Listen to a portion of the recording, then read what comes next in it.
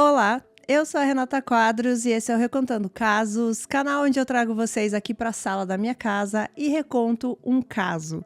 Daquele jeitinho que a gente gosta, com bastante detalhes e vídeos longos. Uma coisa bem aleatória aqui que eu pensei neste exato momento é que eu tô com essa camisa xadrez e daí o xadrez me remeteu à festa junina, estamos em junho. Eu sei que eu já postei aí 2 vídeos, né, nesse mês de junho e não posso fazer nada porque esses já estão no ar. Mas os outros vídeos eu vou gravar todos com camisa xadrez, pra gente comemorar de alguma forma a festa junina, que é uma festa que eu gosto bastante.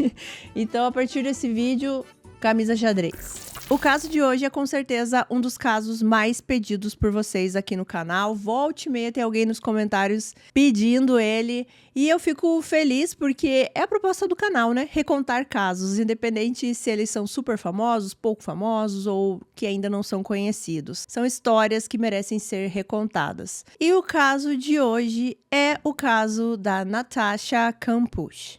Inclusive, eu tava pesquisando sobre esse caso até agora aqui, ó, minutos antes de eu entrar a gravar, porque eu gosto de ficar assimilando várias entrevistas e tudo mais. É um caso muito curioso que a gente conseguiria conversar aqui por hora. Então eu trouxe os fatos que a gente sabe sobre esse caso e também o que foi comentado sobre ele quando tudo se resolveu depois de 8 anos, as contradições que algumas pessoas também apontaram sobre esse caso e tudo o que trouxe de bom e de negativo para Natasha. Natasha Kampusch nasceu em 17 de fevereiro de 1988 em Viena, na Áustria. O pai da Natasha era um padeiro e a mãe uma costureira.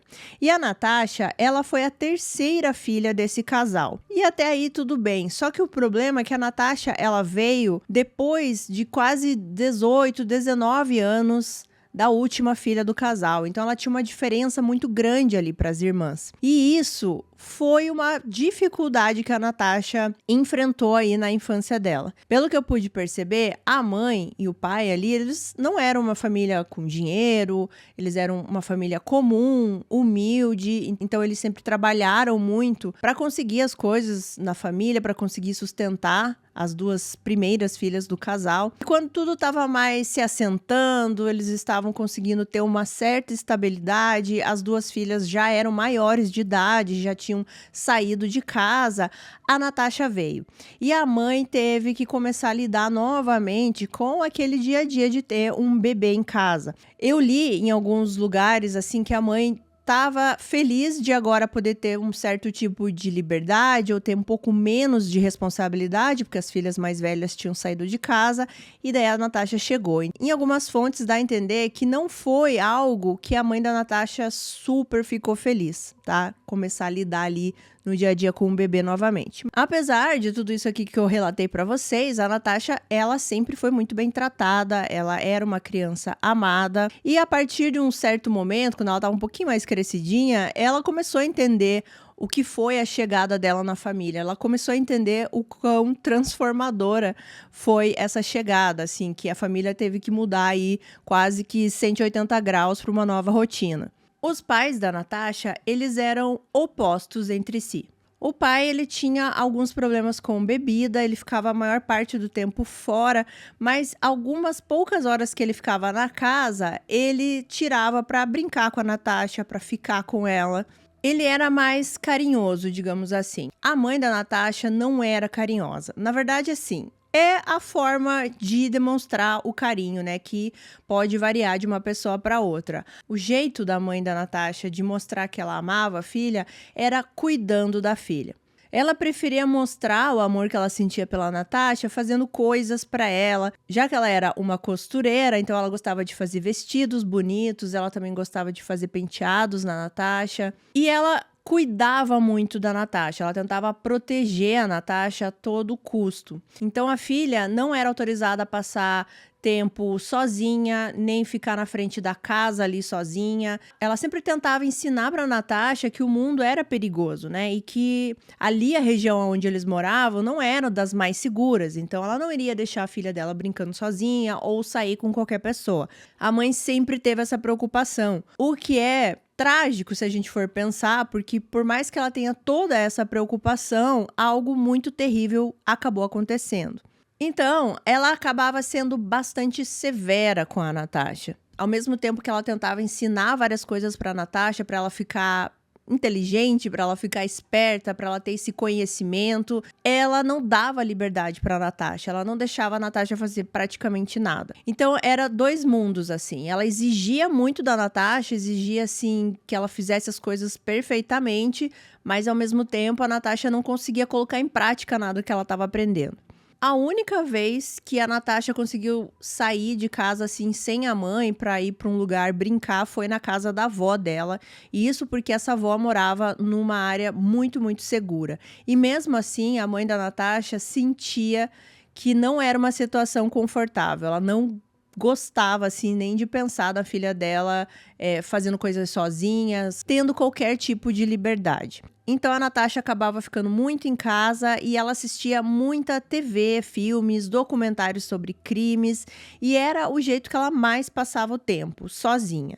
Por ela ter essa cobrança a todo momento da mãe, ela meio que queria que a fase adulta dela começasse muito rápido, assim. Ela queria se sentir um pouco mais livre, ela queria poder tomar as atitudes dela.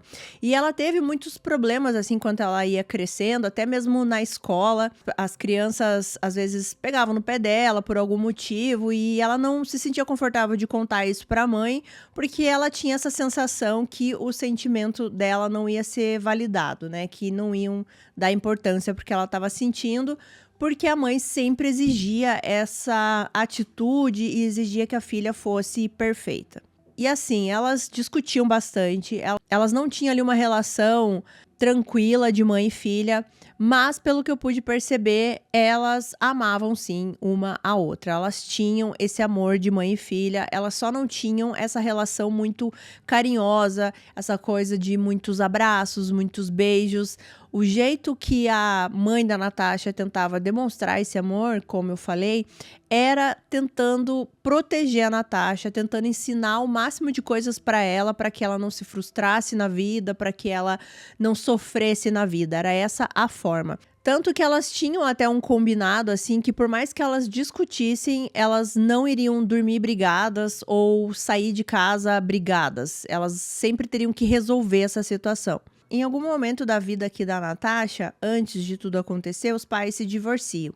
Ela continuou convivendo com os dois, ora ela estava com o pai, ora ela estava com a mãe, só que a briga dos dois continuava. E ela sempre estava no meio desse turbilhão. Uma das coisas que a Natasha sempre pedia para a mãe era poder ir para a escola sozinha, andando sozinha. Não era um caminho super longe e também não era um lugar remoto, era um lugar onde tinha muitas pessoas passando, tinha comércio e tudo mais. Então a Natasha sempre estava pedindo isso para a mãe, para que ela pudesse ir sozinha, até porque quando a mãe levava ela para a escola, ela sempre queria dar um beijo na testa da Natasha, e daí os colegas ali de escola dela acabavam vendo essa cena, depois tiravam sarro dela, e ela queria evitar qualquer coisa assim que constrangesse ela. Então ela queria se sentir mais independente, estava tentando convencer a mãe. Então, finalmente, ela convence a mãe que ela poderia ter essa liberdade. E no dia 2 de março de 1998 seria esse dia, que ela finalmente iria sozinha caminhando para a escola. A Natasha, nesse momento, estava com 10 anos, ela estava na 4ª série. E ela acorda de manhã, ela estava animada, porém ela estava nervosa também, dessa novidade aí na vida dela. A Natasha, ela estava chateada com a mãe nesse dia, porque elas tinham discutido e também porque ela não aguentava mais essa pressão o tempo inteiro. E por mais que ela soubesse daquele acordo que elas tinham de nunca sair sem se despedir, por mais que você esteja chateado com a pessoa, nesse dia ela meio que quis punir a mãe, vamos dizer assim. Ela não deu tchau pra mãe, ela não se despediu da mãe e foi pra escola. A mãe, é claro, ela ficou chateada com essa atitude, mas ela deixa a Natasha sair. Só que ela não imaginava que esse seria o último momento que ela teria com a filha nos próximos 8 anos. Então, a Natasha sai ali de casa e vai a caminho da escola. Quando ela estava mais ou menos na metade do caminho, ela avistou um homem parado do lado de uma van branca. Já de início, ela achou esse homem bem estranho, lembrando que a Natasha assistia muitos documentários de crime, filmes, enfim, e também tudo aquilo que a mãe sempre ficava falando para ela, então ela era uma garota que ficava em alerta o tempo inteiro. E ela até pensou em ir pro outro lado da rua para desviar esse homem, mas nesse momento ela pensou assim, não, se você quer ser uma criança, né, corajosa, se você quer passar por essa fase da sua vida e começar a ter um pouco mais de liberdade, você vai passar por esse homem porque você é uma menina corajosa e nada vai acontecer com você. Virar ali para o outro lado da rua seria uma atitude, segundo ela, muito infantil. Quanto mais ela se aproximava desse homem, ele começou a se aproximar e vir na direção dela também. E antes que ela pudesse fazer qualquer coisa, ele estava muito próximo, ele agarra a Natasha e coloca ela dentro da van. Esse homem que pegou a Natasha era Wolfgang Priklopil. Wolfgang era um austríaco comum, tinha um perfil longe de qualquer suspeita, era filho único e era técnico em comunicação. Trabalhou durante muito tempo na empresa Siemens, mas nesse momento que ele sequestra a Natasha, ele estava trabalhando como autônomo, fazendo reformas em casas e apartamentos. Ele morava sozinho, cerca de meia hora da casa da Natasha. Bom, antes da gente continuar aqui na cronologia do que aconteceu com a Natasha, na família ali da Natasha, demorou um pouco para eles perceberem que algo não estava certo. Quando deu o horário da Natasha voltar para casa, ela não voltou. A mãe, ela ainda espera uns 10 minutos, daí ela vai para frente da casa, já mais preocupada que a Natasha não chegava. Ela ainda fica um tempo esperando e quando deu mais ou menos uns 30 minutos do horário da Natasha chegar, ela resolve ligar para a escola para saber se ela já tinha saído, se tinha acontecido alguma coisa. Só que pro desespero dessa mãe, quando ela liga para a escola informa que a Natasha não foi para aula. As autoridades foram acionadas e imediatamente eles começam a procurar pela Natasha ali na região. Eles reviraram vários lugares ali, comércio, até casas também, e tudo a mãe da Natasha, ela era chamada para identificar alguma coisa que eles estavam encontrando. O medo dela era, de repente, encontrar qualquer peça de roupa da Natasha pela rua, ou até encontrar a Natasha, assim, de alguma forma muito violenta ali, largada no meio dos arbustos ou no meio da rua. Só que eles não chegavam a lugar nenhum, eles não encontravam nenhuma pista promissora. Eles começaram a perder a esperança até que uma menina de 12 anos veio falar com a polícia. Essa menina de 12 anos, ela disse que viu a Natasha andando e que ela viu um homem empurrando ela para dentro de uma van. Em algumas fontes diz que essa menina falou que eram 2 homens. Em algumas fontes diz que era um. Eu encontrei falando que ela disse que eram 2 mais vezes aqui em mais fontes. Mas enfim, ela dá esse dado para a polícia. Isso fez com que a polícia começasse a pensar de outra maneira, porque até esse ponto eles estavam acreditando que ela podia estar perdida, que ela se machucou em algum lugar, e agora não, agora eles sabiam que eles estavam lidando com um sequestro. As autoridades questionaram mais de 1.000 proprietários de van branca e também mais 650 indivíduos aleatórios que poderiam estar potencialmente ligados a Natasha. Mas essa busca não deu em nada e eles não tinham um suspeito. Bom, a Natasha, depois que ela é raptada por esse homem, é colocada nessa van branca, ele imediatamente já começou a ameaçar ela, né? Colocou ela no fundo da van e começou a dizer que se ela gritasse, se ela emitisse qualquer som, algo muito horrível ia acontecer com ela. Ele começou com essas ameaças. A Natasha, ela fala posteriormente que ela teve muita vontade de gritar quando ela estava sendo jogada dentro dessa van, mas ela não conseguia gritar. Foi algo assim meio que como um sonho, quando a gente tenta gritar e a gente tenta fugir e não consegue. E ela disse que ela se lembra de pensar nesse momento que era muito estranho que tudo isso estava acontecendo, porque quando ela assistia esses documentários de crime, ela não fazia parte ali do perfil de crianças e meninas que eram raptadas. Então ela não entendia como que aquilo estava acontecendo com ela. A Natasha, gente, apesar de ela ter 10 anos, eu acho que por ela ter ficado muito tempo sozinha, assistindo muitas coisas, lendo muitas coisas, eu sentia assim que ela tinha uma inteligência um pouco acima da média das meninas de 10 anos, pelo que eu consegui absorver aí das coisas que ela conta no livro dela e nas fontes que eu vi. Ela não conseguia ver praticamente nada pelas janelas da van, era tudo muito escuro, só tinha uma parte, assim, de uma janela que ela conseguia ver um pouquinho, e daí ela começou a ver que passavam muitas árvores e os postes, né, de luz, e ela não estava reconhecendo muito esse lugar. O tempo inteiro, o Wolfgang, ele ficava no celular falando como se estivesse nervoso, como se estivesse tentando falar com outra pessoa desesperadamente. Parecia que ele estava, assim, chateado, que não estava conseguindo falar com alguém. E ele ficava falando para a Natasha assim, não, isso tudo aqui já vai acabar, eu só preciso te entregar para as pessoas e depois a gente termina com isso. Como se ele tivesse indo levar a Natasha para alguém. E essa pessoa não estava atendendo ele nesse momento. Eles chegam num local meio de floresta e o Wolfgang, ele continua tentando fazer essa ligação, essa suposta pessoa que ele tinha que entregar a Natasha. Ela conta que nesse momento ela começou a repassar na cabeça dela todos os crimes que ela já conhecia, todos esses casos de raptos de menina que provavelmente iam ser levadas para algo relacionado ao sexo. Ela já estava imaginando que era isso que ia acontecer com ela, só que de repente o Wolfgang pede para ela entrar na van novamente, quer dizer, ele joga ela lá dentro de novo. Quando eles retornam pro caminho, pra van, a Natasha começou a conseguir identificar mais ou menos aonde ela estava por essa pequena fresta que ela conseguia ver em uma das janelas. E ela conseguiu ver que eles estavam passando perto da casa da avó dela. Imaginem esse terror, né? Você tá ali com esse homem sem saber o que vai acontecer com você, dentro de uma van toda escura, e você vê uma casa de um familiar seu, e era uma casa onde ela passou bons momentos da infância dela, né? Quando ela ia lá andar de bicicleta e ficar na casa da avó.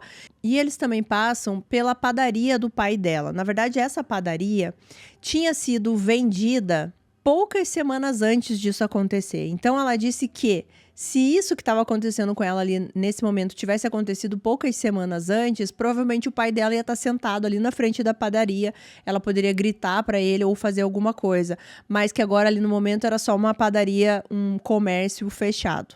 Eles finalmente param e chegam num destino e ela não sabia exatamente aonde ela estava nesse momento. Ele coloca ela para dentro de uma casa e ela percebe que ele tinha construído uma espécie de uma cela para ela.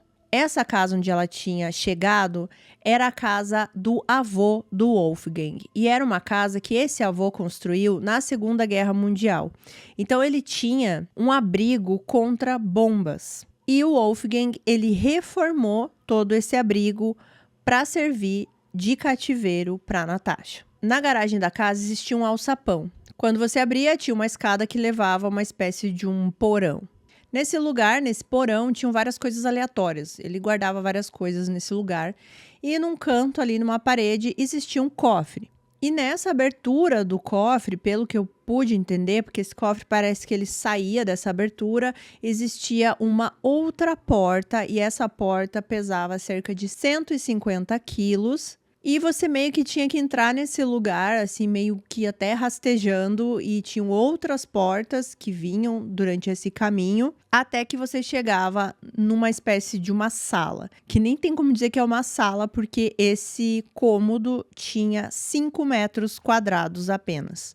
Ele coloca a Natasha nesse cômodo pequeno e ele tira todos os pertences dela, né? Ela tava com uma mochila e também ele tira os sapatos dela.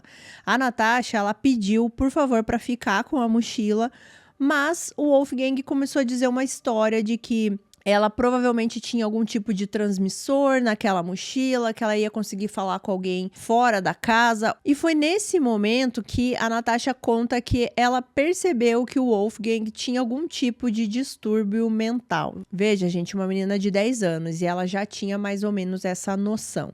Bom, ele pega essa mochila da Natasha, os sapatos dela e queima. Como eu falei para vocês, o Wolfgang, nesse momento, ele estava trabalhando como autônomo em reformas de casas e apartamentos. E ele meio que usou isso a favor aí desse plano horrível dele. Ele acabava perguntando para as pessoas que trabalhavam com ele, por exemplo, que material que ele teria que usar para que não vazasse nenhum som de dentro de um cômodo para fora, mesmo que se ele usasse uma furadeira dentro de um lugar, ele não queria que as pessoas de fora ouvissem. Então ele questionava esses colegas de trabalho, ele ia aprendendo coisas e ele usou tudo para construir essa cela aí que ele manteve a Natasha. Nesse local tinha um beliche, tinha um banheiro, quer dizer, não é um banheiro porque não tinha um cômodo especial para o banheiro, mas tinha uma pia, tinha um vaso, não tinha nenhuma luz natural. E assim, tudo era muito mal feito, né? Muito assim, precário ali para qualquer pessoa morar, claro, já começando pelo tamanho desse cômodo. Ele construiu uma ventilação específica, assim, para que a Natasha recebesse ar lá embaixo, já que não tinha janelas. Ele fez uma espécie de um tubo de ventilação. Só que esse sistema de ventilação que ele fez fazia muito barulho. E chegou a fazer tanto barulho, tanto para a Natasha lá embaixo, quanto para ele em cima, que ele teve que tirar esse sistema de ventilação. Esse local, depois de algum tempo, ele começou a acumular muito, muito mofo. Insetos também entraram nessa cela e infestaram o lugar. E o Wolfgang, apesar dele ter planejado aparentemente tudo isso, algumas coisas ele só percebeu ali na hora que tudo estava acontecendo. Por exemplo, que ele não conseguia ter nenhum tipo de comunicação com a Natasha lá embaixo, já que tinham várias portas, né? E ele só conseguiria falar com ela quando ele estivesse lá embaixo também. E quando ele estava lá embaixo, ele deixava às vezes as portas abertas e qualquer barulho que ela fazia ou ele fazia lá embaixo poderia ser ouvido por alguém que estivesse na parte de fora da casa. Então ele também fez aí um sistema de comunicação, né, meio que um interfone para ele conseguir falar com a Natasha lá embaixo sem precisar descer toda hora, né? Porque devia ser uma coisa assim que incomodava ele, né? Ter que falar com a Natasha, a menina que ele tirou da família dela e colocou numa cela embaixo da casa dele, né? Então estava muito incômodo para ele essa situação, ele fez um interfone. E agora aqui, gente, eu vou começar a tentar falar para vocês algumas coisas que aconteceram nessa casa, quais foram as coisas que a Natasha teve que passar e também a evolução aí desse cativeiro, porque sim, ela ficou nessa casa com ele durante 8 anos. Então, de início, ela só ficava nessa parte de baixo da casa, nesse cômodo horrível. E nos primeiros 6 meses, ele não deixava nem ela tomar um banho completo, porque lembrando que nesse cômodo tinha só uma pia. Então, às vezes, ela tentava se higienizar de alguma maneira nessa pia, mas claro que era algo totalmente precário. Nos primeiros dias, a Natasha pediu para ele não apagar a luz do cômodo porque ela tinha muito medo. Só que o que ele fez era não apagar essa luz nunca para ela. Então ela não conseguia dormir. Ela começou a delirar pela falta de sono e pelaquela luz o tempo inteiro em cima dela e começou aí toda essa tortura, digamos, psicológica em cima dela. Depois de um tempo, ele resolve apagar a luz na hora que ela vai dormir, mas tinha um cronômetro. Então esse cronômetro tocava, era a hora que ela tinha que dormir, era a hora que ia apagar a luz. Isso foi benéfico porque ela conseguiu começar a dormir, mas com o passar dos dias, ela começou a se sentir como se fosse uma prisioneira numa cadeia, onde toca um sino e ela tem que dormir. E eu achei até curioso ela falar isso, porque era como ela estava, né? Ela estava como uma prisioneira. Algumas coisas foram muito estranhas para a Natasha no começo disso tudo, porque já desde o começo ela estava imaginando que o pior fosse acontecer com ela, mas num belo dia o Wolfgang desce lá nesse cômodo e traz um colchão para ela, traz biscoitos, traz algumas roupas, e não era uma atitude de um sequestrador, né? Não era uma atitude que ela estava esperando dele. Ele levou pasta de dente, escova de dente, teve alguns dias que ele levou café da manhã para ela lá. Daí, à tarde, ele voltava com algum sanduíche. Daí, à noite, ele voltava com um prato para ela jantar, que era a comida que a mãe dele fazia. Porque, pelo que eu entendi, ele não cozinhava. A mãe cozinhava para ele, assim, a comida da semana, deixava lá com ele e era essa comida que ele comia. Então, ele levava esses pratos para a Natasha lá embaixo. Só que não demorou muito para a Natasha perceber que esse comportamento dele não seguiria dessa forma, né? E ele começou com as mudanças de humor dele repentinas. Então, no momento, ele estava tratando a Natasha como uma criança, ele dava comida na boca dela, ele lia livros para ela, ele dava beijo de boa noite. Em outro momento, ele estava agressivo, ele brigava com ela, deixava ela sem comer, ficava alguns dias sem descer nesse cômodo. Uma coisa que ele começou a fazer já desde o começo foi falar para a Natasha que não tinha ninguém procurando por ela, que ninguém amava ela, que os pais dela não queriam ela de volta em casa. E, de alguma forma, ela às vezes entrava nessa ideia dele, porque ela se lembrava das vezes que os pais brigavam por causa dela, que eles se divorciaram, a difícil relação que ela tinha com a mãe. Isso entrava na cabeça dela. Ela, por muitas vezes, começou a acreditar em tudo isso. E também ele começava a falar para ela sobre aquelas pessoas misteriosas que ele estava tentando ligar no dia, né, do que ele pegou a Natasha na van. Ele começava a dizer que essas pessoas estavam esperando ele levar ela para eles, que eles iriam fazer ela fazer coisas que ela não iria gostar, tirar fotos e várias outras coisas. Ele insinuava muitas coisas que a Natasha já conseguia entender o que podia acontecer com ela. E ele fazia tudo isso assim, meio que insinuando e meio que sempre deixando no ar, justamente para a Natasha nunca ter essa certeza do que iria acontecer no dia seguinte. Ele mantinha ela sempre nesse constante medo do que ia acontecer a seguir. E ele falava também nessa ideia de que as coisas para ela poderiam piorar muito, então que ela tinha que agradecer o que ela estava tendo ali naquele momento e teria que apreciar o que ele estava fazendo por ela. E sobre esses indivíduos misteriosos que ele ficava citando para Natasha e tentava fingir aquelas ligações e tudo mais, muitas pessoas acreditavam na época, não sei se hoje ainda acreditam, mas que ele fazia realmente parte aí de uma equipe ou de uma quadrilha ou alguma coisa do tipo que faziam esse tipo de serviço, né, de raptar meninas e tal. Mas, gente, nunca foi provado, tá? A estratégia do Wolfgang era deixar a Natasha sempre com medo e que ela ficasse com tanto medo a ponto dele conseguir obter o controle sobre ela. E uma vez que ele percebeu que esse controle aí já estava estabelecido, ele deixou a Natasha subir na casa ali pela primeira vez. Primeiro, ele se certificou de que a casa estava totalmente trancada, ele fechou todas as janelas, ele fez ela colocar uma sacola plástica no cabelo e prender o cabelo dela com vários grampos e várias coisas que ela conta que até chegou a machucar um pouco o couro cabeludo dela. E tudo isso era para que não caísse nenhum fio de cabelo dela ali pela casa. Na verdade, eram duas preocupações que ele tinha. Uma era que algum cabelo dela ficasse ali, de alguma forma alguém fosse investigar e rastreasse ela por esse fio de cabelo, mas ele era extremamente paranoico com limpeza e organização. E posteriormente, ele até raspa o cabelo da Natasha para que nenhum fiozinho caísse no chão. Ela também não podia tocar em nada na casa, porque ele tinha esse medo dela deixar alguma impressão digital. E se ela tocasse em algo, ela tinha que limpar. E daí ele se tornava extremamente agressivo, falando que ela não estava limpando direito, que era para esfregar do jeito certo. E todo esse cuidado que ele tinha ali para não deixar nenhum rastro da Natasha na casa acabava surtindo efeito, porque a mãe e a avó do Wolfgang visitaram ele várias vezes durante todo esse período que ele ficou com a Natasha na casa e elas nunca desconfiaram de nada.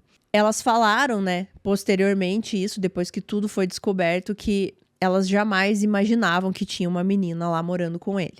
Ela começou a ser praticamente uma escrava ali na casa. Ela limpava e cozinhava todos os dias. Na verdade, o cozinhar era aquilo que eu falei. Ela conta até numa entrevista que eu assisti que ela quase não cozinhava, ela só esquentava aquela comida que a mãe dele tinha feito. E essa começou a ser a rotina da Natasha.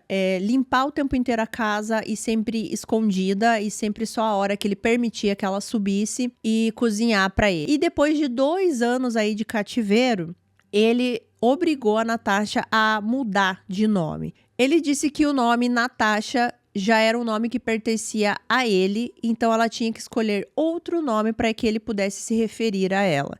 E ela escolhe o nome de Bibiane. E esse é o nome que ele vai chamar a Natasha até o fim do sequestro. Existe um livro sobre esse caso, escrito pela Natasha. Na verdade, ela escreveu 2, mas o primeiro é onde conta mais sobre o cativeiro aqui. E eu não li esse livro para trazer o caso, eu consegui alguns trechos, algumas resenhas, alguns resumos, mas nem perto do que é ler o livro, né? Eu repensei muito se eu trazia esse caso já ou não, porque eu quero ler esse livro, mas aí eu pensei em trazer para contar aqui o caso para vocês, trazer todos os fatos, e daí eu posso trazer um vídeo futuramente com as informações mais específicas desse livro, que eu acho que sejam importantes para complementar esse vídeo aqui. Nesse livro, eu sei que ela detalha muito, assim, até quantidades de socos que ela levou, pontapés, mordidas, arranhões, era muito violento. E ela fala que ela não passava, assim, mais de alguns dias sem tomar uma surra muito violenta. E algumas surras foram tão violentas que ela não conseguia andar de volta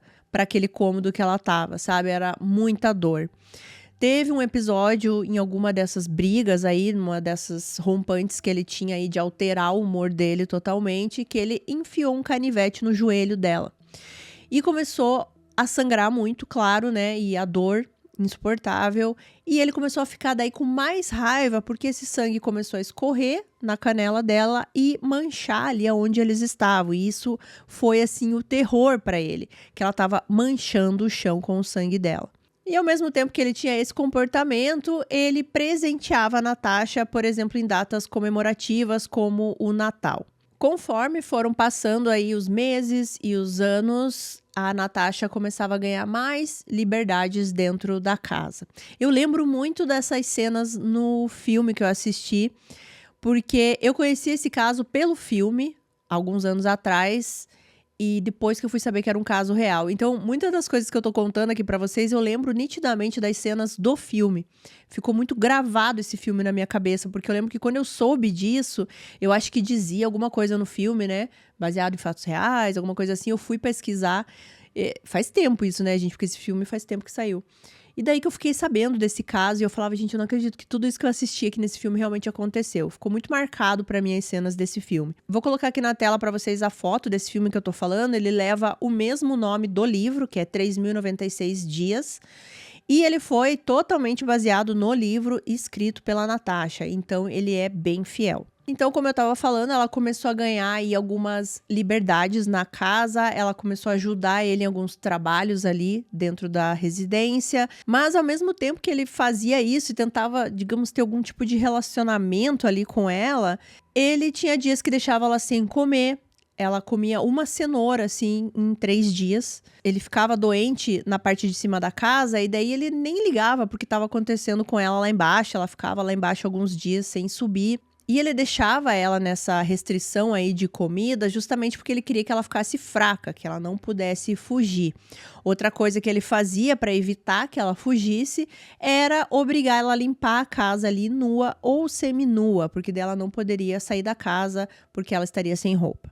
Nossa, tem um episódio que nessas épocas que ele deixava ela sem comida, não autorizava que ela comesse, mesmo quando ela estava na parte de cima da casa, estava ali limpando, ele fazia questão de mostrar que a casa tinha comida, que a geladeira estava cheia, mas que ela não precisava comer, segundo ele, porque ela se movimentava tão pouco que ela não precisava de muita comida. Uma coisa que atormentava a Natasha enquanto ela estava lá embaixo era se algo acontecesse com o Wolfgang em algum momento que ele saísse da casa. Por exemplo, um acidente de carro e ele acabasse morrendo. Ela morreria lá embaixo, lentamente, porque ninguém ia saber que ela estava lá. Ninguém ia conseguir descobrir aquele local. Então, veja que louco é isso, né? Isso é uma coisa que eu contei também lá no caso do Joseph Fritzl, que é um dos primeiros casos aqui do canal. Que era um medo que a Elisabeth Fritzl tinha também. Inclusive, os 2 casos são da Áustria. Já vou comentar um pouquinho sobre isso, questão de datas que eu tava reparando aqui. E é algo muito louco da gente pensar, né? Que ao mesmo tempo você quer se livrar dessa pessoa, você sabe que essa pessoa tá fazendo mal pra você, mas você fica torcendo pra não acontecer nada de ruim com ela quando ela sai, porque você depende dela. Ela dependia do Wolfgang pra comer, pra se limpar, para ter qualquer tipo ali de mínima condição de vida e dependia dele para se manter viva, porque se ele não voltasse para casa, ela iria morrer. Outra coisa que ele não permitia que ela fizesse era chorar, porque ele dizia que a lágrima ia cair, daí iam conseguir pegar o DNA dela. E ele dava umas explicações, assim, muito esdrúxulas. Quando ela começava a chorar, ele pegava a cabeça dela, levava ela pro banheiro, onde tinha azulejos, assim. E uma das regras da casa é que ela não poderia estragar nada na casa. E daí ele começava a falar pra ela, quando ela estava chorando, que se a lágrima dela caísse no azulejo, a composição ali da lágrima dela ia causar algum dano ali naquele azulejo. E ele falava aquilo com tanta certeza e colocava tanto medo nela que já era o suficiente pra ela parar de chorar na hora. Mesmo que talvez ela soubesse que aquilo não ia acontecer. Uma lágrima no azulejo não vai acontecer nada. Mas já era o suficiente, ela tinha tanto medo dele, tanto pavor, que ela já parava de chorar, já enxugava as lágrimas. Ele também obrigava a Natasha a dormir com ele em algumas noites, dormir do lado dele. Em algumas noites, ela ficava pelo simples fato de que ela tentava fazer as coisas para evitar o caos maior, que era uma surra, mas em algumas vezes ela se negava e daí ele amarrava ela na cama. E era para ficar dormindo do lado dela, o que ela achava extremamente bizarro, mas era uma das coisas que acontecia. Já vou colocar aqui nessa parte do vídeo, mas eu acho que a gente vai comentar lá mais pra frente. A Natasha, ela nunca falou sobre abuso sexual. Num vídeo que eu usei pra fonte aqui, que é da maravilhosa da Bel Rodrigues, ela conta, como ela já leu o livro, por isso que eu tô trazendo aqui, que a Natasha, ela descreve as coisas que acontecem com ela, mas ela não dá detalhes específicos, mas que a forma que ela conta, o jeito que ela vai te relatando o que aconteceu com ela, você acaba imaginando várias coisas que aconteceram. Eu também vi numa entrevista com o repórter que entrevistou ela, que foi uma das coisas que ela não queria falar sobre a parte sexual. Então, em algumas fontes, você vai encontrar, assim, que ele não cometeu esse tipo de abuso com ela. Em outras fontes, vai dizer que não se sabe exatamente, porque ela nunca quis falar sobre isso. E isso dela nunca querer falar sobre, vai também acarretar várias outras coisas na vida dela, que eu vou comentar mais pro final do vídeo. E todo esse tempo que eles ficaram nessa casa era sempre esse jogo de dominação misturado com uma confusão de ele tratar ela bem em algumas vezes. Em alguns momentos ele agia como se ele se importasse com ela e com o seu bem-estar, e em outras vezes ele ficava extremamente irritado e partia para a briga. E quanto mais ela reagia, mais ele gostava dessa briga, mais ele ficava violento. E em algum momento ela começou a pedir para ele fazer alguns testes de matemática com ela, porque ele era muito bom na matemática e ela gostava de matemática. Então ela pedia isso como uma forma ali de ela fazer alguma coisa, né?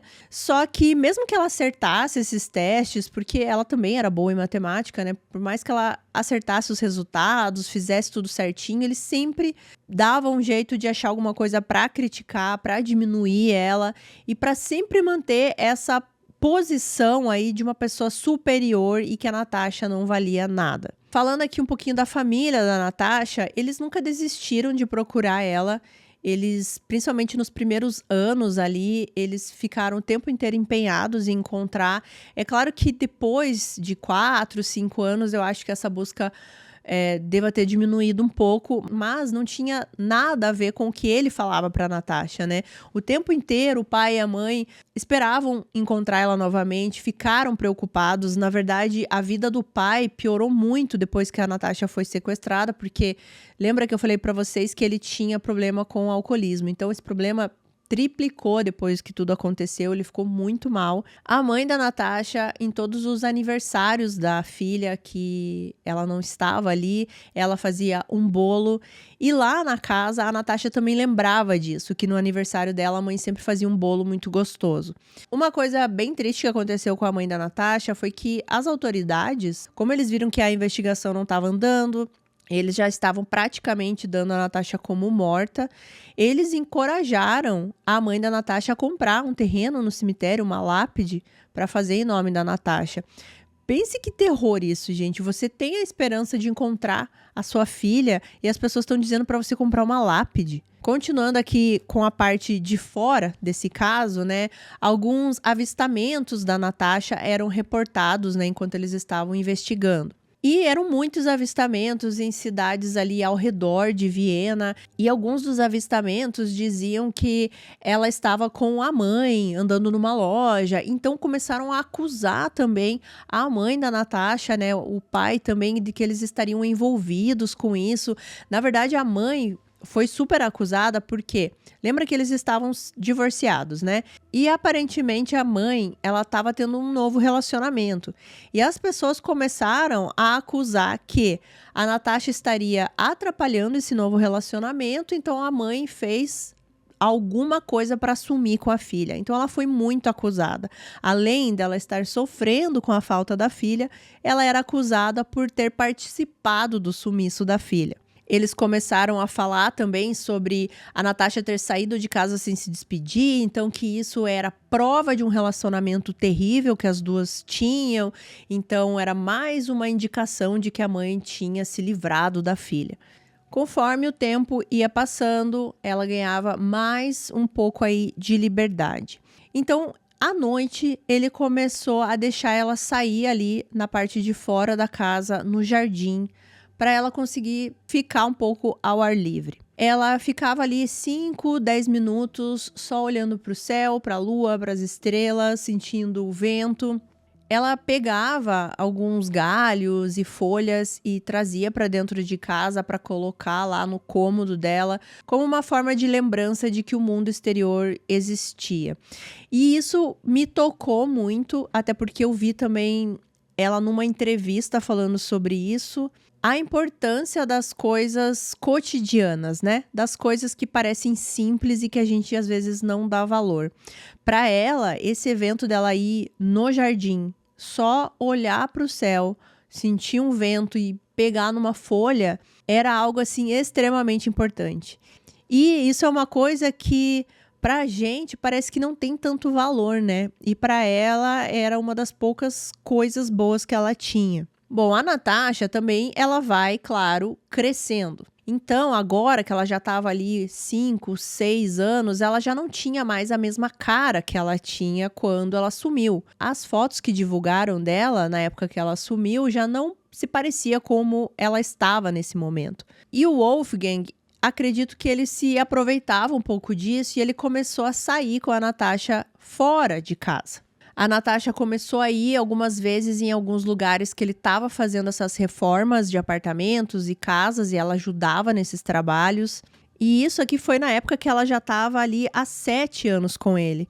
Então ela já tinha 17 anos e existe uma diferença muito grande assim no rosto de uma menina de 10 para uma de 17. Ainda mais uma menina aí que tá tendo uma vida como a da Natasha. E também porque aqui, quando ela tinha 17, as notícias já não falavam mais desse caso, as pessoas já não procuravam tanto por ela, já não se falava tanto dela. Ela saía na rua e as pessoas não reconheciam ela. Mas mesmo nessas vezes que ela saía com ele para fazer esses trabalhos, ela não tinha como fugir. Ele dava um jeito de entregar alguma coisa muito pesada para ela carregar, ela não ia conseguir fugir. Colocava ela em alguma sala desse lugar que ele estava reformando, que a única saída seria ela passar por ele. Ele tomava todos esses cuidados, além das ameaças. Porque nesses casos, eu falei recentemente em algum deles, acho que foi da família Turpin, né? Que a gente sempre vai escutar as pessoas falando, mas por que ela não fugiu? Por que ela não fez isso? Ela estava há 7 anos sendo manipulada por esse homem. Esse pesadelo dela começou quando ela tinha 10 anos. Então, muita coisa, assim, na cabeça dela foi formada nesses 7 anos, aqui nesse momento que eu tô citando, né? Enquanto ela tava com ele. E é claro que ela tinha muito medo dele. A quantidade de vezes que ela já tinha apanhado dele, ele ameaçava também que no momento que ela tentasse fugir, ele estava armado e que ele iria atirar nela, que não ia nem dar tempo dela começar a fugir. Ela também conta em algumas entrevistas que ela tinha muito medo de causar algum mal para as pessoas que estavam próximos a ela. Se ela resolvesse fugir, ela não sabia qual seria a reação dele. Ele poderia machucar outras pessoas além dela. Um conjunto de coisas que dava muito medo à Natasha e que esse medo paralisava. A gente sabe desses tipos de casos, gente, o tempo inteiro. Nossa, só de caso que eu tenho para contar aqui para vocês são vários ainda que eu posso fazer vídeos. E a gente sabe que se fosse fácil fugir, as pessoas teriam fugido. Se fosse fácil fugir, não teria tantos casos de pessoas trancadas em casas ou manipuladas por pessoas vivendo 5, 10, 15, 25 anos.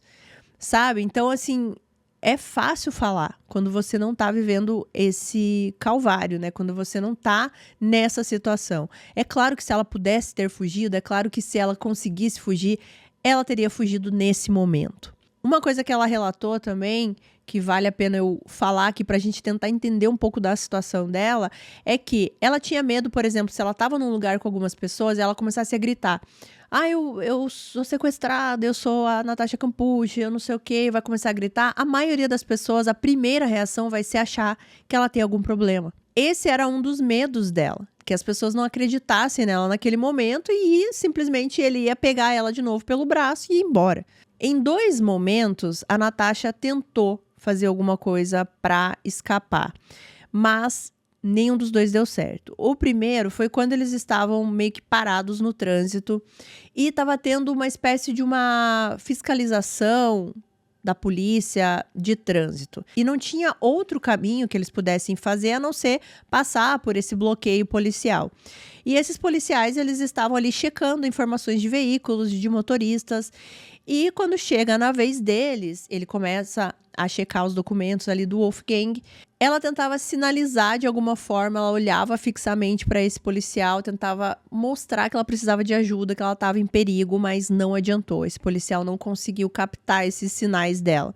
E a outra vez foi numa estação de esqui, porque o Wolfgang, ele levava a Natasha para vários lugares aqui nesse ponto, ele levava até em pequenas viagens que ele fazia ali para cidades vizinhas, e uma vez ele levou ela numa estação de esqui. Em algum momento ela pede para usar o banheiro, e claro que ele foi até a porta do banheiro com ela e ficou ali fora esperando o tempo inteiro, e claro também sob ameaças fortes e violentas de que se ela tentasse fazer alguma coisa, ele tiraria a vida dela, enfim. E ela entra nesse banheiro e tinha uma mulher lá dentro. Ela tenta pedir ajuda de certa forma para essa mulher. Ela começa a sorrir, essa mulher sorri de volta. Ela vê que a mulher não tá fazendo nada, porque ela pensou assim que de repente ela poderia reconhecer, mas ela parecia que não estava reconhecendo. E ela começa a falar com essa mulher. Ela fala: "Eu sou a Natasha Campucci, oi, fui sequestrada e não sei o quê". E essa mulher, ela só sorriu e saiu do banheiro. E é claro que isso frustrou muito a Natasha, porque ela teve que sair do banheiro também e o Wolfgang estava ali fora esperando por ela. Posteriormente, essa mulher foi encontrada. E o que se soube é que essa mulher era uma holandesa e ela não entendeu nada do que a Natasha estava falando com ela. Então não é que ela ignorou a Natasha, ela simplesmente não estava entendendo, então ela só sorriu e foi embora. E isso foi muito difícil para ela porque ela começou a acreditar mais ainda naquilo que o Wolfgang dizia, que ninguém estava procurando por ela, que ninguém mais se lembrava dela. Uma coisa que a Natasha falou sobre essas saídas aí que ela dava com o Wolfgang é que às vezes ela preferia ficar dentro do cativeiro. Porque quando ela estava fora com ele, as ameaças eram tão fortes assim, até de ela não poder olhar para o lado, ela não poderia chamar a atenção de ninguém, ela não podia se movimentar direito, assim, porque ele já ficava em cima dela, já falava várias coisas, já ameaçava muito, que pelo menos no cativeiro ela conseguia andar pela casa ali, fazer algumas coisas sem se preocupar se ela estava ali chamando a atenção de alguém, o que deixaria o Wolfgang nervoso. E uma coisa que me chama muita atenção nesse caso é a forma que a Natasha conseguiu encarar tudo isso que estava acontecendo com ela. Me passa a impressão que desde o momento que ela entrou nesse cativeiro, que ela teve noção do que ia acontecer e até assim imaginando coisas bem piores dentro da cabeça dela e sempre com esse medo constante de que essas coisas fossem acontecer, ela resolveu encarar de uma forma muito racional até. Sabe? Ela até diz isso, que o que fez ela sobreviver por tanto tempo lá foi sempre acordar todo dia e ter a esperança que ela iria sair e que ela tinha que sobreviver. Se recusou a ficar revoltada, a ficar cheia de ódio, porque aquilo tiraria o foco dela, que era tentar sobreviver um dia de cada vez, até que chegasse o momento certo que ela saberia o que fazer e para ela poder voltar para a família dela. Ela disse que nunca perdeu a esperança de sair dali, e era isso que movia ela todos os dias, a esperança, a vontade de sobreviver e a fé que ela tinha de que ela sairia dali. Ela também escolheu, já desde o começo, perdoar o Wolfgang pelo que ela estava fazendo. Meio que assim, para tirar aquilo assim da frente dela. Que se ela ficasse sempre cultivando esses sentimentos ruins, isso atrapalharia ali na sobrevivência dela. E ela relata também que ela sentia pena do Wolfgang. Ela disse que sabia que ele tinha algum distúrbio e que ele era uma pessoa fraca porque ele tinha que sequestrar uma menina novinha, praticamente uma criança, para conseguir o que ele estava almejando e concretizar os sonhos dele. E ela sentia pena também porque ela viu que ele tinha uma vida muito infeliz, que ele também não tinha amigos, que ele não tinha uma vida fora de casa e que ele pegou ela para ter alguém dentro de casa, porque se não fosse dessa forma ele não iria conseguir. E que isso gerava muita pena, ela sentia muita pena dele. Tô repetindo essa palavra várias vezes. Mas eu acho que essa pena que ela sentiu dele foi o que fez ela de alguma forma se sentir um pouco superior ao que estava acontecendo e conseguir analisar essa situação de uma forma mais racional.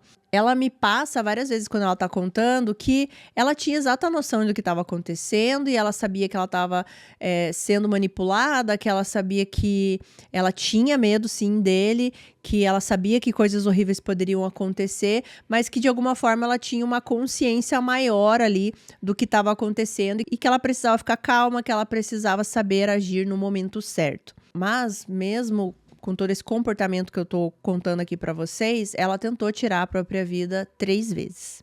Então, a gente chega aqui no dia 23 de agosto de 2006. 8 anos e quase 6 meses aí depois do dia que ela foi raptada. Era mais ou menos ao redor do meio-dia ali, 1h. Nesse dia, o Wolfgang estava planejando vender o carro dele. Então, ele pediu para a Natasha para limpar o carro para ele. Ela tá passando aspirador dentro do carro. E nesse momento, o Wolfgang recebe uma ligação. Ele estava ali próximo à Natasha, ele atende esse telefone, só que por causa do barulho do aspirador, ele acaba se afastando dela para conseguir falar nesse telefone. Nesse momento, a Natasha percebe que ele se afasta, ela olha para o portão da casa e percebe que ele estava destrancado. E nessa hora, a Natasha percebeu que tinha finalmente chegado o momento dela fugir. Ela larga o aspirador, deixa ele ligado, começa a correr em direção ao portão e sai. E quando ela sai desse portão, ela começou a correr com todas as forças da vida dela, sem olhar para trás. Ela chega a passar por um pessoal ali na rua, ela começa a pedir ajuda, pedir um telefone, mas ali nenhum deles tinha. Então ela volta a correr e ela chega numa casa onde tinha uma senhora no jardim. Ela começa a falar com essa senhora, começa a tentar explicar alguma coisa, só que esta senhora não entendeu nada, não entendeu que a Natasha estava pedindo ajuda, ela achou que a Natasha estava invadindo a propriedade dela, que ela ia fazer alguma coisa de ruim.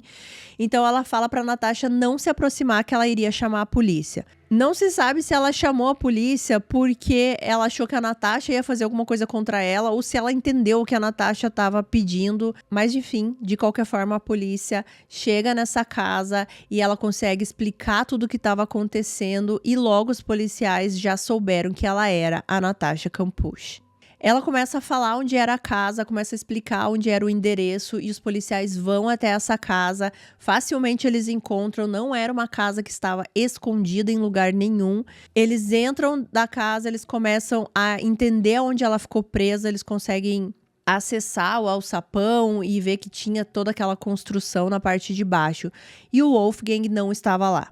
E por que que ele não estava lá na casa? Porque quando ele percebeu que a Natasha tinha fugido, ele se dirigiu até os trilhos de trem que existiam ali e se jogou na frente de um trem em movimento. E é claro que ele morreu. O que é extremamente frustrante, porque esse homem roubou 8 anos da vida da Natasha e são 8 anos preciosos, porque é bem nessa fase que a gente está desenvolvendo e que a vida é divertida, que você conhece várias coisas, que você vai se formar como pessoa, que você tá ali entendendo o que você gosta, o que você não gosta, e ela não pôde ter isso porque esse homem escolheu raptá-la.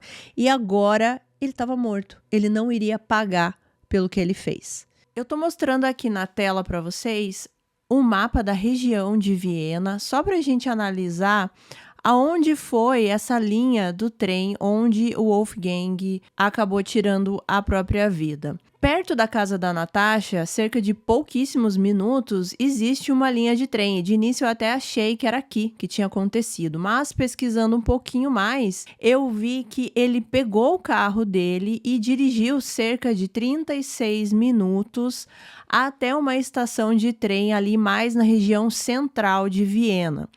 E foi mais ou menos nessa região aqui que ele abandona o carro e se joga embaixo de um trem.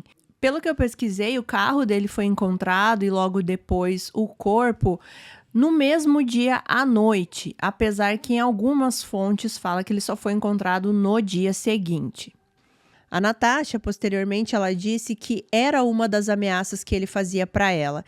Que se ela tentasse fugir, que se ela conseguisse fugir, imediatamente ele iria tirar a própria vida. Então, quando ela fugiu, ela tinha meio que a noção que isso poderia acontecer. Bom, de início, quando isso virou notícia, todo mundo ficou muito feliz, ninguém acreditava que essa menina tinha sobrevivido, porque a maioria dos casos não é esse fim, né? São fins muito mais trágicos, então estava todo mundo feliz que ela estava de volta e a família também. Só que ao mesmo tempo que todo mundo estava feliz, as pessoas começaram a se revoltar também. Por 2 motivos. Um eu vou falar mais tarde, mas o primeiro deles aqui que gerou uma revolta foi contra a investigação, né? Os policiais, o governo. Por quê? Porque, gente, lembra que eu contei para vocês lá no começo que eles interrogaram vários donos de vans brancas, né? Porque uma menininha tinha visto a Natasha ser carregada para dentro de uma van branca. Uma dessas pessoas que eles interrogaram foi o Wolfgang Preklopil. Eles verificaram a van dele e na época que eles foram verificar, essa van do Wolfgang estava cheia de entulhos, várias coisas de concreto. Ele explicou para a polícia na época que ele trabalhava com isso, com reforma de apartamentos e casas, então a van estava cheia desses materiais. E ele falou para os policiais, quando ele foi indagado, que no dia que a Natasha sumiu, ele ficou o dia inteiro em casa. Só que a polícia não fez nenhum esforço para tentar comprovar tudo isso que ele estava falando. Eles não entraram na casa para investigar. Eles não tentaram comprovar com nenhuma outra pessoa se realmente ele tinha ficado em casa o dia inteiro. E outra coisa, gente, que eu achei absurda, que eu não sabia sobre esse detalhe do caso, é que os policiais, eles avisaram com antecedência que eles estariam interrogando donos de vans brancas. Quando o Wolfgang soube disso, ele imediatamente encheu a van de escombros, de concreto, para dizer que ele estava trabalhando. A polícia não fez nenhum esforço, não investigou a van, nem entrou na van, porque olhou lá, viu que estava cheio de bagunça, cheio de cimento, cheio de não sei o quê, e falou, ele deve estar falando a verdade, não deve ter sido ele. Eles chegaram até a tirar fotos da van, porque eles estavam tirando fotos de todas as vans, né? Mas foi isso. Arquivaram as fotos no relatório e acabou. Só que não foi só isso, porque mais ou menos uma semana que a Natasha já estava desaparecida, outra pessoa chegou para a polícia dizendo que ele tinha uma desconfiança de uma pessoa, nesse caso da Natasha. Esse homem, ele disse que morava do lado de uma casa e nessa casa tinha um homem que era meio estranho, que parecia que ele tinha algumas preferências por meninas mais jovens. Esse vizinho tinha uma van branca.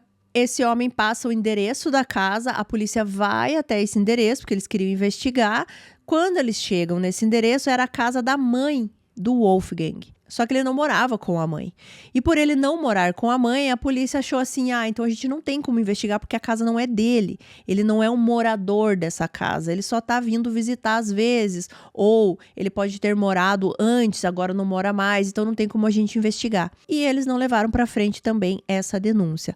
Ou seja, eles tiveram aí 2 oportunidades de investigar o Wolfgang mais a fundo, de ficar atrás dele, de tentar analisar os passos e ver quando ele saía da casa, quando ele não saía, o que ele estava fazendo. E eles não fizeram isso. Se eles tivessem seguido essa pista aí uma semana depois, né, desse homem que denunciou, eles poderiam ter recuperado a Natasha ali cerca de 8, 9, 10 dias depois do que ela sumiu. Mas não. teve que demorar 8 anos para que ela conseguisse voltar para a família. E não foi pelo mérito deles, claro. Outra coisa que a polícia não fez, e que eu acho que foi assim, um dos maiores erros, porque eu acho que isso ligaria todas as outras coisas aqui que eu falei, foi aquela menina de 12 anos, né, que disse que viu um homem pegando a Natasha e colocando na van. Eles não pediram para ela fazer qualquer retrato falado ou tentar dizer as características desse homem. Por exemplo, se ela faz esse retrato falado, eles já teriam alguma forma ali de repente identificar ou de colocar ele como procurado. Se eles tivessem prestado atenção naquele homem que falou do vizinho dele, e daí depois, posteriormente, eles viram que era a casa da mãe do Wolfgang, né? Se eles vissem quem era esse cara na época, eles iam olhar o nome lá, Wolfgang Preklopil. Aí eles iam falar, nossa, já entrevistamos esse cara, ele era suspeito, ele falou que ficou em casa o dia inteiro, será que tem como provar? Eles iam ver que não tinha como provar. Porque daí o que eles poderiam fazer? Pegar uma foto do Wolfgang, chegar pra menina de 12 anos e falar assim, olha, por acaso não é esse cara que se viu na van? Ela ia falar que sim. Por quê? Porque essa menina, depois que tudo foi descoberto, 8 anos depois, ela disse que se tivessem mostrado a foto dele, ela saberia identificar. Porque ela ficou com a imagem do rosto dele guardada na cabeça dela. Mas a polícia não fez nada, não questionou nada, não fez um mínimo esforço. Mas, gente, é muito engraçado as pessoas, né? O ser humano. Porque a Natasha voltou para a família, ela começou a dar várias entrevistas, inclusive a primeira entrevista que ela deu para um repórter, que eu assisti uma entrevista com esse repórter falando, eles fizeram um acordo que eles venderiam os direitos dessa entrevista para vários países e esse dinheiro voltaria para Natasha e para a família dela. Então, foi uma entrevista assim super assistida, que gerou muito dinheiro para Natasha. E a partir daí, ela começou a dar várias outras entrevistas, começou a falar. E o que causou uma revolta nas pessoas contra a Natasha? Porque sim, ela foi muito hostilizada ainda depois que ela sai desse cativeiro. Eu vou tentar aqui falar para vocês agora, eu nem tô mais muito olhando o roteiro aqui, porque eu anotei tanta coisa que eu queria falar, então eu vou falar aqui o que eu tô sentindo aqui para vocês do que eu pesquisei. Bom, vamos lá. As primeiras coisas que revoltaram as pessoas depois que a Natasha foi libertada foi que ela chorou quando ela soube que o Wolfgang morreu. Então, isso foi uma coisa que revoltou todo mundo, porque falaram, mas ela tá chorando por ele, então ela gostava de estar onde ela estava, ela tinha sentimentos por ele. E ela explicou isso em várias entrevistas posteriormente, que foi um estado meio que de choque para ela, porque ela estava convivendo com esse homem aí durante 8 anos e essa pessoa morreu. Foi uma pessoa que era responsável pela alimentação dela e pela sobrevivência dela, digamos assim, ali na casa, e de repente essa pessoa morreu. Foi meio que uma reação automática, assim. Foi um choro meio que de estado de choque. Mas as pessoas acharam que não, acharam que ela gostava dele, que ela gostava do que ela estava passando. Fora isso, depois, já nas primeiras entrevistas que ela deu, ela teve uma postura que as pessoas não esperavam que ela tivesse. Por quê? Porque as pessoas, parece que quando a pessoa é vítima, elas querem que a pessoa fique sendo vítima o resto da vida dela. E essa não foi a postura que a Natasha teve. Na entrevista ela estava muito articulada, ela estava muito calma, ela explicava tudo o que aconteceu, claro, sem entrar em alguns detalhes. E não era dessa forma que as pessoas esperavam encontrar ela. Acho que esperavam encontrar ela derrotada, triste, chorando, desesperada, porque é triste dizer isso, mas parece que as pessoas gostam da tragédia, né? Gostam do sofrimento. Quando ela saiu, ela falou sobre tudo muito calmamente, até de uma maneira fria, assim. E isso incomodou as pessoas. Não era o que elas esperavam. Outra coisa que incomodou foi que ela não queria dar detalhes de coisas que aconteciam lá. E as pessoas ficavam com raiva que ela não queria dar detalhes, gente. Ela sofreu durante esses 8 anos e as pessoas que estavam vivendo as suas vidas maravilhosamente bem, agora achavam-se no direito de exigir alguma coisa dela, da história da vida dela, do que ela passou. Então, ela se recusou, como eu falei, a falar de qualquer coisa sexual. E as pessoas achavam um absurdo. Por quê? Por que ela não vai contar? Então é porque ela gostava, ou então é porque ela tinha um sentimento, ou porque não foi tão ruim assim. Como eles viam que ela não estava extremamente abalada, ou extremamente emocionada, ou derrotada, eles achavam que, não deve ter sido tão ruim o que ela passou. E, gente, isso é muito terrível. Uma coisa que eu vi ela falando é que ela sentia, quando ela estava lá com o Wolfgang, que ele tinha prazer em fazer ela se sentir vítima, em ver ela sofrer. E ele tinha uma adoração aí pelo Hitler. Ela disse que ele gostava de fazer ela se sentir como se fosse uma vítima do Hitler. Então, para mim, é super plausível que ela não quisesse ficar nessa posição de vítima, porque ela sabia que era uma coisa que ele gostava. Então, não era uma coisa que ela ia dar para ele facilmente e também não é uma coisa que ela iria fazer depois que ela saiu. Ela fala isso, né, em algumas entrevistas, que ela não queria ficar nessa posição de vítima, que ela iria relatar o que aconteceu, que ela iria contar o que ela pensava, mas que não era a postura que ela queria ter. E as pessoas não gostaram disso, gente. As pessoas começaram a achar também ruim que ela estava ganhando dinheiro em cima disso, o que eu também não vejo problema nenhum, porque eu penso assim, gente, ela já sofreu tanto, ela já teve uma vida tão miserável durante esses 8 anos, que agora o mínimo que ela tem que fazer é tentar tirar algo positivo disso. E se for falar da história dela cobrando dinheiro por isso, que seja. Eu não vejo nada de errado nisso, mas as pessoas acharam ruim ela lucrar. Gente, tem casos que acontecem, inclusive tem um caso que eu quero trazer aqui, que as pessoas dependem dessa verba, dessa renda, digamos, às vezes do livro, do caso, ou de dar entrevistas sobre o caso, porque é a única fonte de renda que a pessoa tem. E outra, ela não estava enriquecendo por enriquecer, mesmo se fosse, tá? Mas assim, ela ajudou muitas instituições, ela criou várias instituições também para ajudar pessoas necessitadas. Então, ela não estava fazendo isso só para, digamos assim, explorar a mídia. As pessoas, elas esperavam uma menina ingênua, uma menina frágil, e não foi isso que ela mostrou. E bastou ela começar a lucrar com a história dela para que as pessoas começassem a olhar para ela com outros olhos. Uma coisa que eu vi numa das fontes sobre isso do lucro, né, é que as pessoas falavam assim que, já que ela estava ganhando tanto dinheiro com tudo isso e estava bem, que na verdade ela teve mais aspectos positivos em tudo isso do que negativos. Então, isso não gerava simpatia mais das pessoas. Ou seja, para algumas pessoas, a pessoa que foi vítima tem que ser vítima sempre. Ou carregar aquela dor ali, sofrer por aquilo ali sempre. Ela não pode ressignificar aquilo ali, eu não gosto muito dessa palavra, mas ela não pode ressignificar tudo aquilo ali para algo positivo para a vida dela. E ela não pode mostrar uma postura firme, uma postura calma, uma postura assim que não é a de uma pessoa desesperada, que não é de uma pessoa frágil, de uma pessoa ingênua. Ela não pode ser a pessoa forte mais, porque durante 8 anos as pessoas imaginavam ela como sendo uma pessoa fraca. Então é assim que ela deve permanecer. Sobre isso da mídia, eu vi também várias fontes que a mídia ela ficava o tempo inteiro em cima da Natasha, assediando a Natasha. Então ela saiu de uma coisa terrível para outra, assim, porque ela começou a ser hostilizada também, porque eles queriam detalhes, eles queriam que ela falasse minúcias ali do que aconteceu, eles queriam uma história boa para colocar no jornal. E a que ela estava contando não era o suficiente para eles. Então eles ficaram lá em cima dela como sanguessugas, não só a mídia, mas as pessoas dando opinião em uma coisa que elas não viveram e não respeitando a dor que ela sentiu. Imagina você ter passado esses 8 anos, né?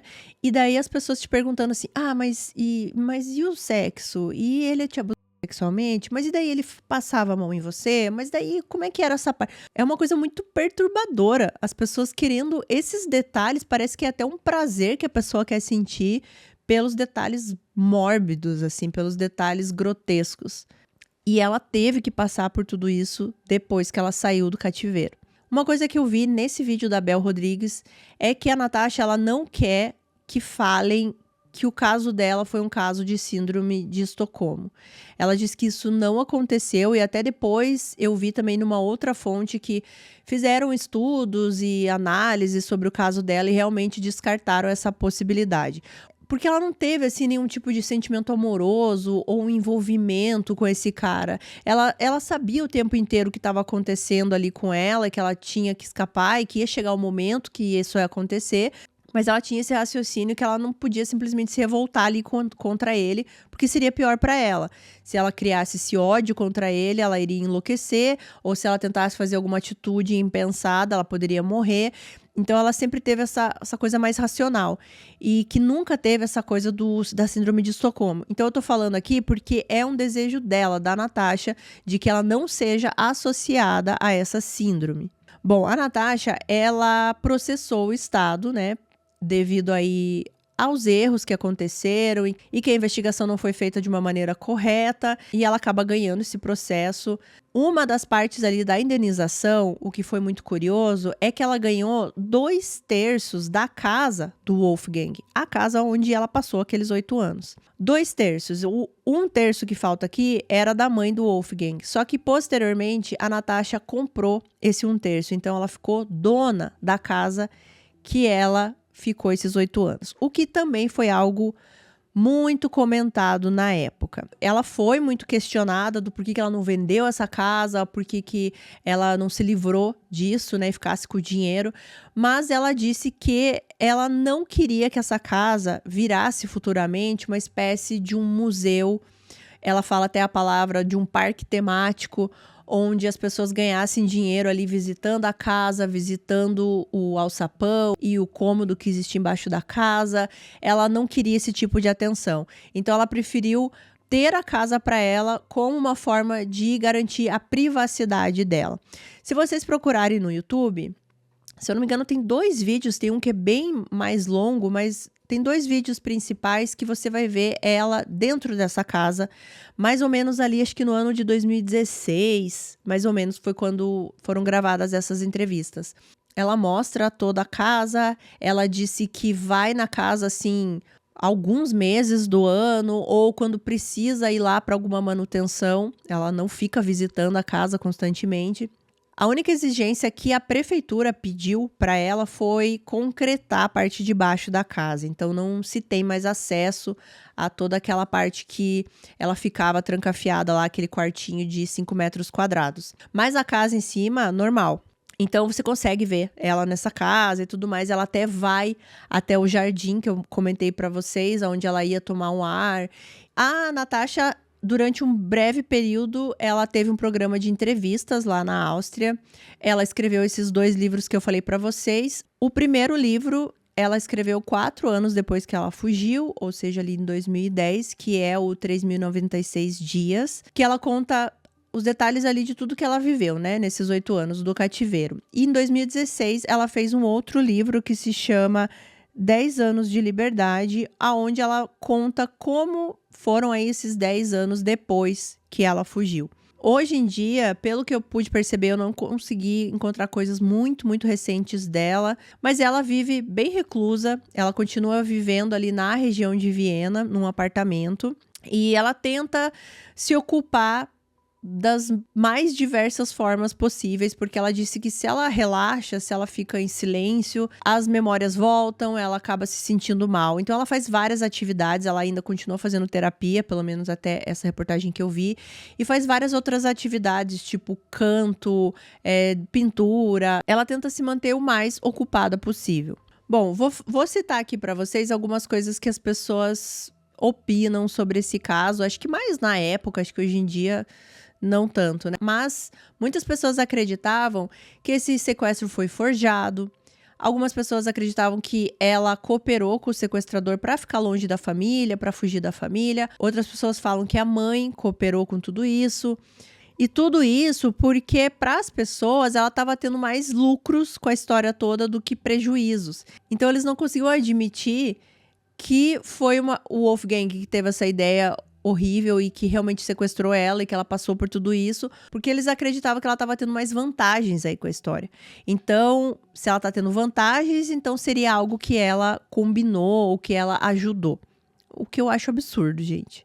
E a gente tem que entender também que não importa a quantidade de dinheiro nesse caso aqui, porque nada vai superar o prejuízo emocional e psicológico que a Natasha sente até hoje. E isso não tem nenhum dinheiro que conserte. Outras coisas que falavam era que o Wolfgang participava aí de uma rede de pessoas que pegam crianças para fazer coisas que as crianças não devem fazer, tá? Eu vou ter que falar assim para não usar a palavra, mas vocês entenderam. Mas, em 2008, eles criaram uma comissão de inquérito para verificar todos os erros durante o processo desse caso, o inquérito e a investigação. E também investigar a possibilidade de outras pessoas terem participado. O caso foi encerrado em 2010 e, para a polícia, Wolfgang não tinha comparsas e agiu sozinho, movido por distúrbios psicológicos. Então, é dessa forma que esse caso é encerrado, né? Porque eles revisaram esse caso para tirar todas as dúvidas que surgiram e eles fecham esse caso dizendo que o Wolfgang agiu sozinho. A Natasha, ela disse que não culpa a polícia porque ela fala que eles são humanos e não teriam como eles adivinharem, mas que é muito doloroso para ela lembrar que eles tiveram essa chance de investigar e não fizeram. Nas entrevistas mais recentes que eu vi da Natasha, ela disse que ela não consegue confiar nas pessoas hoje em dia e que dificilmente ela vai ter algum relacionamento porque ela tem um medo extremo de perder a liberdade dela, assim. Nessas entrevistas recentes também tem uma repórter que pergunta para ela se ela encontrasse com o Wolfgang hoje em dia, o que ela perguntaria para ele. Ela disse que ela nunca tinha parado para pensar nisso, porque é uma possibilidade que não vai acontecer, para vocês verem como ela é bem racional, né? Mas daí, na hora ali, ela pensou um pouco e ela disse que ela apenas perguntaria o porquê. Por quê, gente? Não se sabe até hoje o porquê que ele fez tudo isso. Qual foi o motivo? Qual era a ideia que ele tinha? Né? Não se tem essa explicação. Ela também disse nessa entrevista que ela perdoava ele, porque se ela não perdoasse, ela não conseguiria se sentir livre. Uma coisa que eu quero trazer aqui de curiosidade, eu peguei aqui as informações agora, rapidamente, no celular. Se eu estiver falando algo errado, a Renata da edição vai consertar aqui na tela. O caso do Joseph Fritzl, que já tem vídeo aqui no canal, se você não assistiu, vai assistir depois. Que pra mim é um dos piores casos de rapto e de manter a pessoa presa durante anos. Ele começou em 1983, quando Elizabeth foi colocada no porão, e ele terminou em 2008. Foram quase 25 anos. O caso da Natasha, ela foi raptada em 1998. Ou seja, quando ela foi raptada, a Elizabeth Fritzl já estava trancafiada lá, tá? Já estava lá há 15 anos. Meu Deus. Quando a Natasha sai, em 2006, a Elizabeth ainda estava trancafiada no porão da casa dela pelo próprio pai. Porque a Elizabeth, ela só vai sair em 2008. E os dois casos são da Áustria. Então eu fico imaginando se em 2006 a Natasha sai, em 2008 eles descobrem um caso pior ainda, que era o da Elizabeth Fritzl. Assim, sei lá, só curiosidade, porque eu me apego muito a datas. Foram casos muito famosos e parecidos em certos aspectos ali na mesma região, né? Bom, gente, esse é o caso da Natasha Kampusch. É um caso conhecido, bem complexo, e eu quero saber muito a opinião de vocês, principalmente sobre o que aconteceu depois, quando ela conseguiu a liberdade dela, mas daí ela caiu aí em várias outras coisas ruins também, né? Não é à toa que hoje ela anda totalmente reclusa. Eu acho que eu dei a minha opinião aqui no vídeo, né? Mas eu gosto sempre de ouvir a opinião das outras pessoas e tá tudo bem você discordar da minha opinião. Eu acho que foi insensível dessas pessoas exigirem um certo padrão de comportamento dela ou de acharem ruim que ela tava tentando transformar a história dela, né, de algo trágico para algo que fosse beneficiar ela de alguma maneira. E eu quero muito saber a opinião de vocês. E é isso, gente, pro vídeo de hoje. Eu não achei que ele fosse ficar tão longo, mas ficou, né? Eu acho que ele vai ficar um pouco mais longo. É porque tem muita coisa para ser comentado desse caso e eu acho que eu me empolguei um pouco aqui, mas eu espero que vocês tenham gostado. Um agradecimento especial aos membros do canal que fazem parte do plano Na Sala da Minha Casa, esses nomes maravilhosos que vocês estão vendo na tela. Muito obrigado pelo apoio. Se você quiser fazer parte dos membros do canal, vou deixar o link na descrição, clica lá, tem tudo explicadinho. Existem 2 planos que você pode escolher.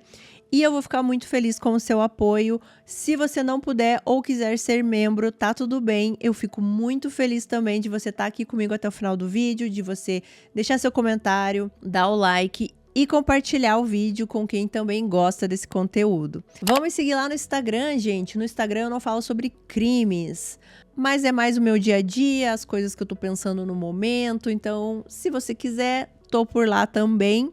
Vou deixar aqui para vocês o vídeo do Joseph Fritzl, caso você não tenha assistido ainda. E aqui embaixo eu vou deixar o meu rostinho, caso você não seja inscrito, clica aqui e se inscreve. Ou clica aqui e escolhe outro vídeo para você assistir. Eu espero vocês no próximo vídeo. Fiquem bem. Tchau!